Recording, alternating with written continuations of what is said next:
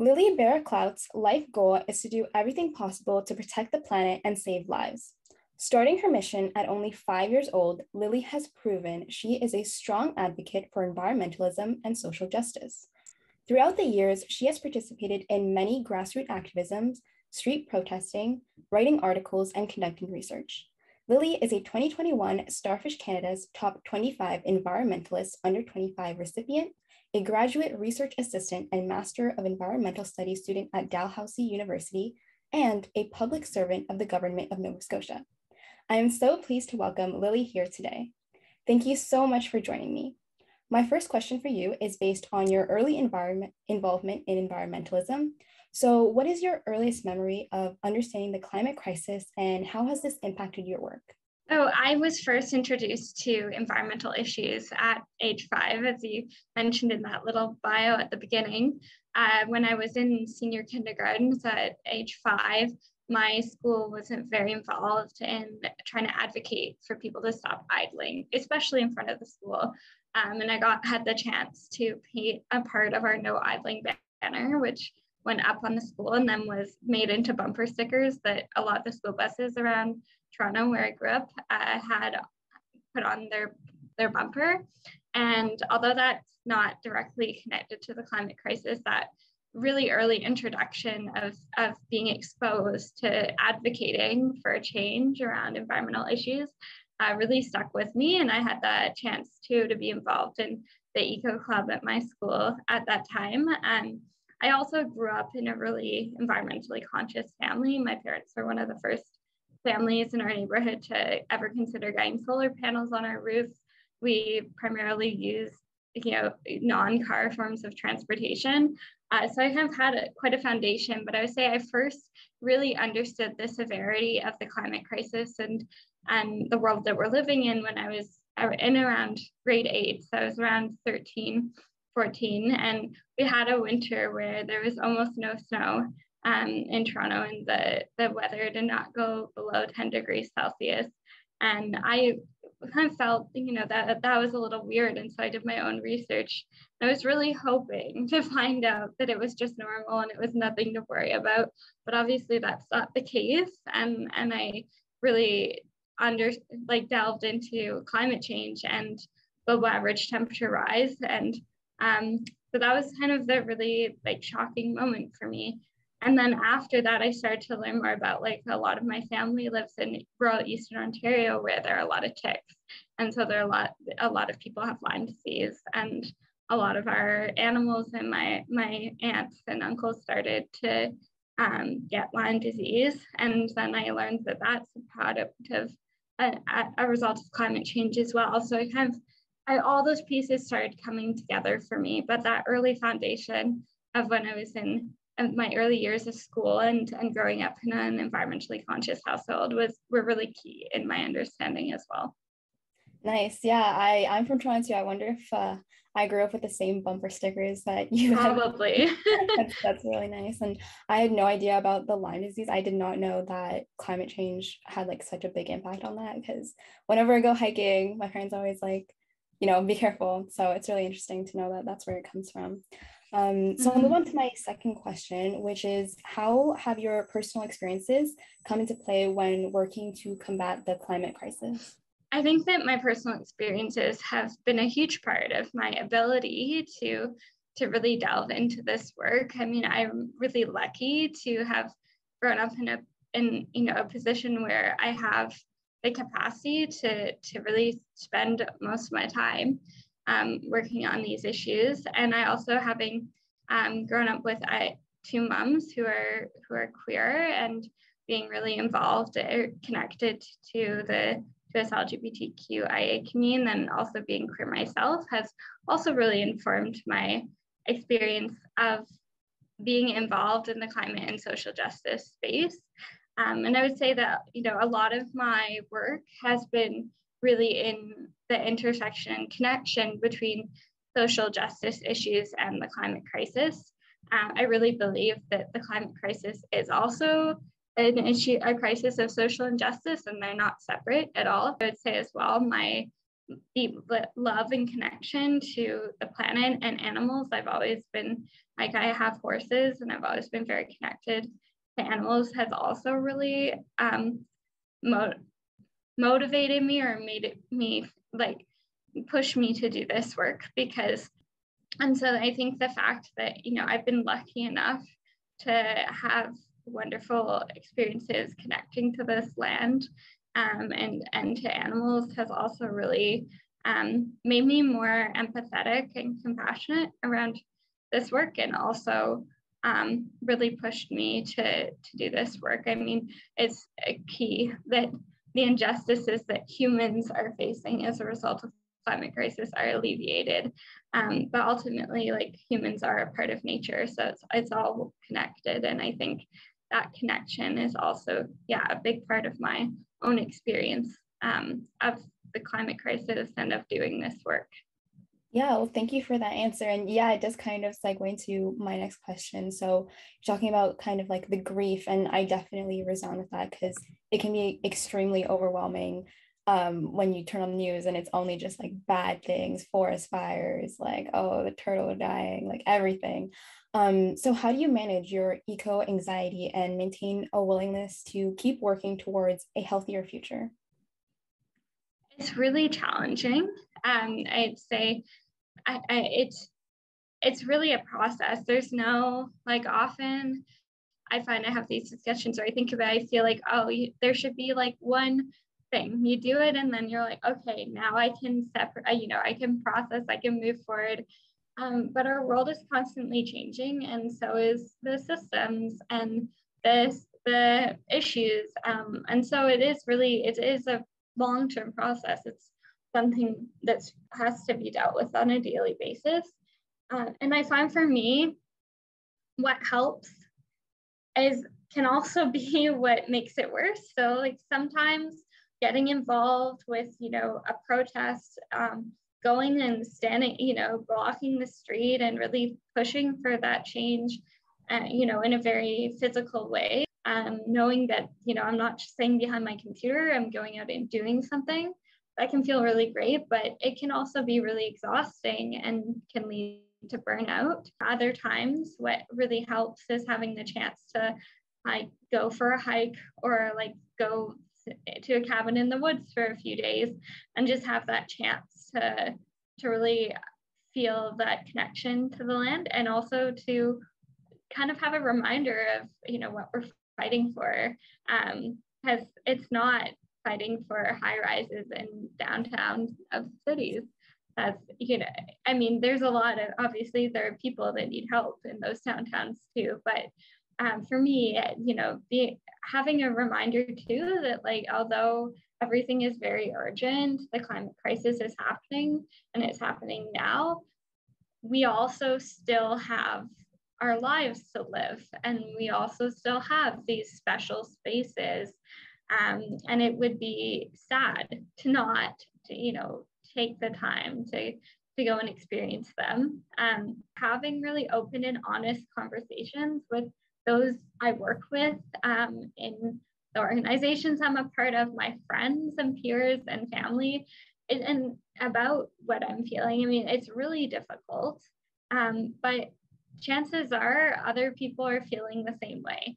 And that opportunity to really hear my own experience reflected back to me from people that I care about, or even people I don't really know and that are just feeling the same thing, that's very validating. And I think that that's, like, one of the most helpful things that for me personally. And I think, having done research with other young people experiencing climate grief, that community piece, that having the opportunity to share with others what they're feeling, and also hear how others are feeling about the climate crisis and injustice, and really taking the time to process it is key in moving forward. It's really a process. I get back to, I think, how I started my answers, that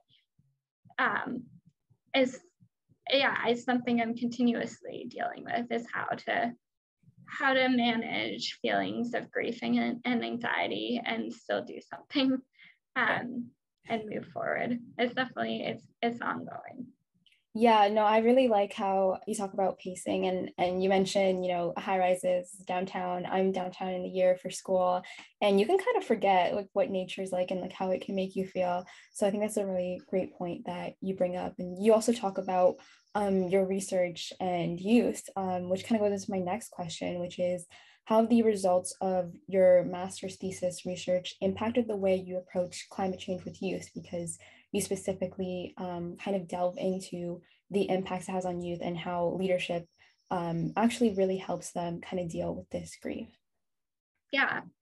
So, I mean, I'll preface by saying that I am still a youth, and so I'm the same age as most of the youth that I worked with for my research, or slightly older. So I'm not so much in a role where I'm not like, well, I have been an educator, but I'm not in a role where I'm delivering programs to youth at this point in time. It's more of a peer-based research that I did. But I think it's really, I mean, I went into the research with the motivation of having known that my peers in the, in the climate sphere, in the social justice organizing sphere, were feeling similar things about climate grief, or having, I've seen a lot of people burn out. I'd seen a lot of my friends and peers had been all in like taking all their time, doing so much incredible organizing, and then they just disappear because they couldn't keep it up. And so I knew it was an issue. Like I knew it was something that most people were dealing with. And I also knew that there just wasn't much discussion on it. Almost every single person that participated in my research said like that it had been almost the only time they'd ever had the chance to think about their grief, to really identify it and talk about it, although it was coming up for them on a daily basis, not feeling any, good about the world, like having a lot of coping mechanisms, and having a burning out, having all these challenges, but there hasn't been the space for people to really connect with others about this. And my research had two components to it. There was an individual component where I had one-on-one interviews with participants. And then there was a group poetry workshop where I brought a facilitator in, and the participants had the chance to write poetry to reflect on their experience with climate grief and then connect with each other and debrief.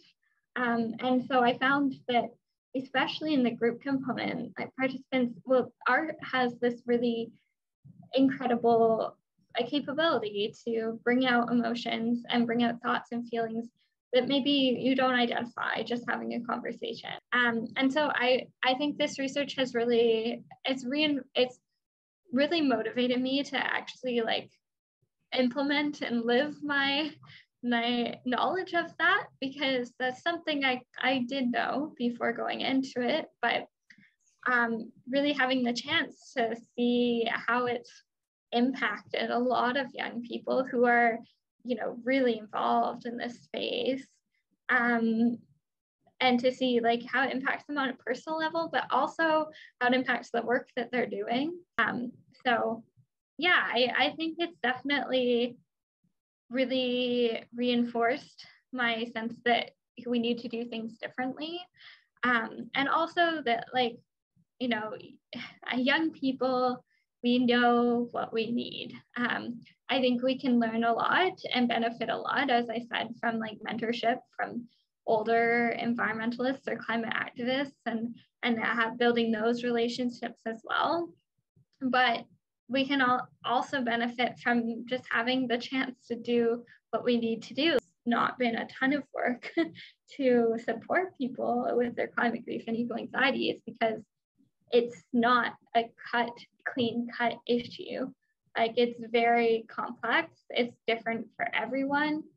It can be a mental health issue. It can be a mental illness that needs, clinical support, but it can also, a lot of it is not. Like a lot of it's, I mean, I know there are a lot of sayings of like, most of the mental illness that people experience is a result of, this system that we live in. And I think that climate grief is a great example of that, because it's something we're both simultaneous, like COVID, we're going through it together, but not everyone experiences it the same. And it's important to acknowledge on a community level, on like a population level, that this is something that we are experiencing. Like whether people understand the large scale of climate change, I think people can understand we've had more forest fires, we've had more droughts. There's like the pandemic is a product of climate change. Like all these things that are very real in our daily lives are a part of climate change. And people, friends, like a lot of people who are not historically or traditionally viewed as people who are concerned about the environment, they're experiencing those as well. And so I think finding those personal connections and relationships is key for climate grief and eco anxiety, and also solving these issues. Yeah, thank you. Thank you for your answer. And speaking of kind of feelings, at the other side, I guess, of this spectrum, like a more positive, what impact did being a Starfish recipient have on you? I was really honored to be a Starfish recipient. And I think one of the biggest impacts was seeing just how many other incredible young people there are doing work across the country, and knowing that that's only a small portion too of those who are doing this work. There are people who are nominated who are doing, health-based work, or they're in businesses. And so there's a really wide variety. And I think that's what, we need people in all areas of society to be truly doing this work. Otherwise, we can't get to where we need to go. And so really having the chance to be exposed to some of that was really key. And also, I think it's really wonderful to be able to join a larger network of Starfish as well. And I think the connection, the country national level connection is really nice, but then also to see each of the recipients is doing very specific work that for most of them in their local communities. And I think a lot of climate work really needs to come from local areas. And so being able to see different cities or counties or towns across the country where people are doing really neat things is really inspiring. And yeah, it's really neat to see all the different things people are doing. Yeah, definitely. I took a look through all of them. I love how it's also separated by province. You can see what different provinces are doing. I find there's also typically similarities between provinces doing different things as well, which is really interesting to look at. I particularly I know someone made a film about it. I studied that in school, so that's very interesting to me. So there's different interests for everybody. Like you said, that makes it really impactful and reaches a larger audience. So on reaching larger audiences and roles to play, government does have a really big role in how it impacts in helping to protect the planet. So in the summer of 2021, you ran for office in Nova Scotia. What was your goal kind of doing this? And even though you weren't elected, would you consider running for office again? Yeah, I went in, I know this might sound funny, but I went into it knowing there was no chance I was going to win. I ran in my home riding, which is a very, the incumbent was the leader of the provincial NDP party. And there was a very, very high chance he would get reelected, which he did. So I kind of went into it knowing there was very little chance I'd be elected. I was really involved with writing the platform for the Green Party of Nova Scotia, which was the party I ran for. And so I really had a very strong belief in the message we were putting forward. And it was really focused on listening to the people and really working to, leave opportunity for change, but also really get to the root of the issues that we're facing. So my approach when I ran was really to listen to what people are concerned about. And I really, when I talk to voters, I ask them, what are you concerned about right now? And I think that was the key. Like, so often people are really met with messages of like, this is what you should believe, this is what you should do. And it's crucial to take the time to listen to, okay, what issues are these people actually facing? And my goal was to understand what they were facing, and then, have a discussion of like, okay, you're really concerned about our doctor shortage here in Nova Scotia, about not having access to good health care. Well, how does that connect to larger action on climate change and like transforming our system? How can we, transform our healthcare system so that like we're focused on not just always patching up these holes, but really having preventative healthcare that really suits the needs of everyone and is, really focused on anti-oppression and anti-racism. So I think being able to validate, people's concerns and say like, look, like I'm trying to do something about this. My party is trying to do something about this, and we hear you, and we are concerned too, was huge. And like the platform was very radical for a political platform. The Green Party in Nova Scotia is very small. So we didn't elect anyone that election. We don't have, it's a very small party.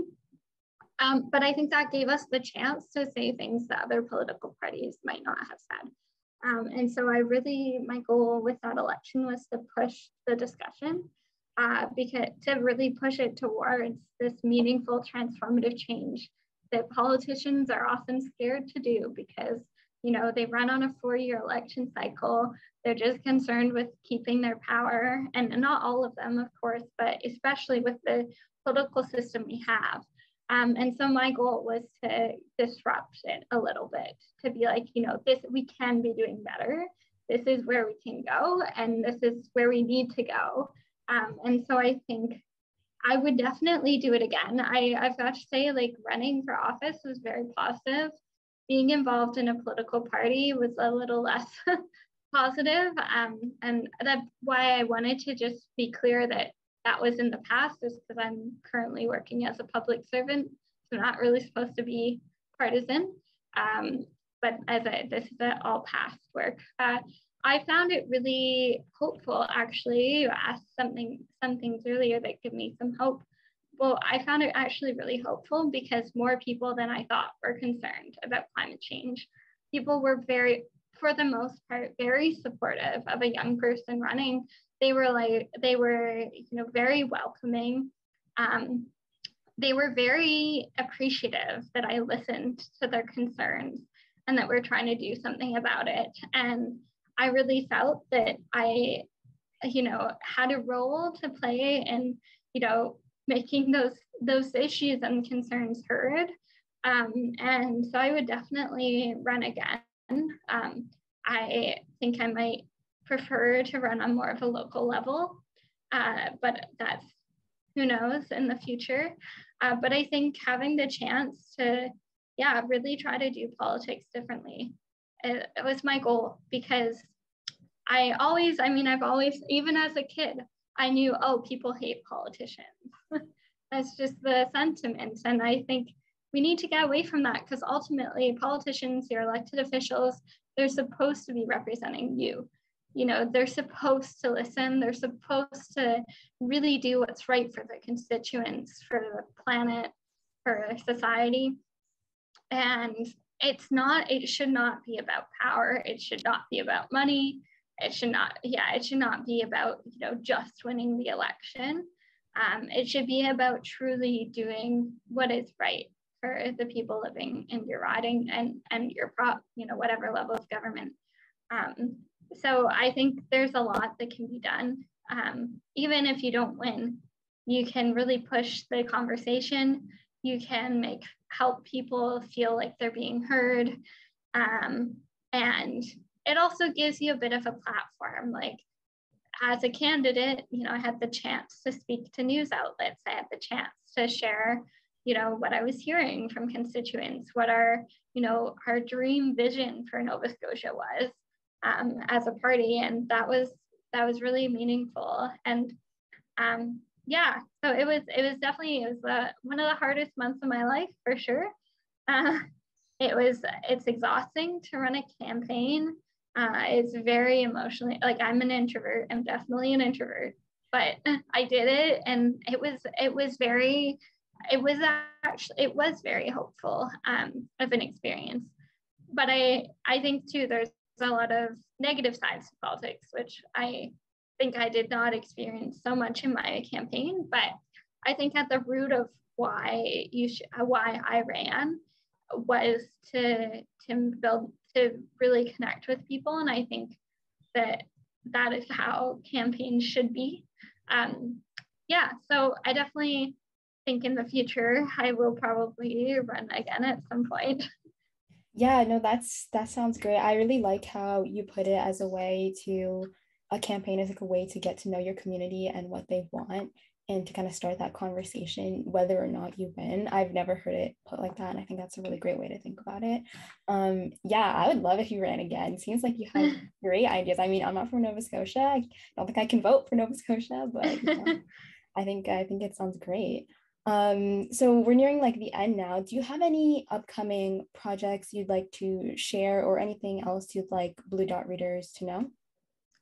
Yeah, sure. One of the projects I've been involved in, kind of coming out of my research a little bit, is with an organization called One Resilient Earth. And we'll be putting on a youth climate learning journey for resilience and regeneration this fall, which is open to youth across the world.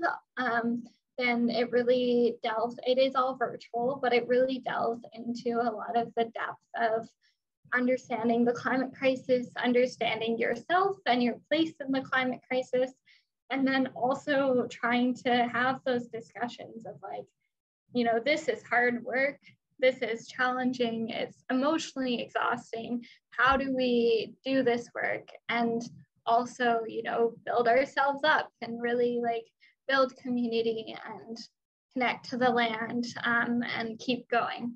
And so I definitely like it's, we can find it online. I can send the link to you afterwards.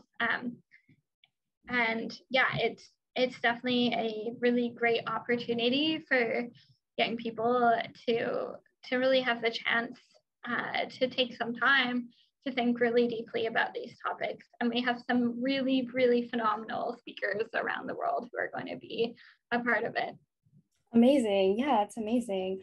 So, yeah, thank you so much for having this discussion with me and kind of speaking on how to manage, eco anxiety, your own personal experience with that, your experiences with running for office, all that stuff. I'm sure it's great for our listeners to hear.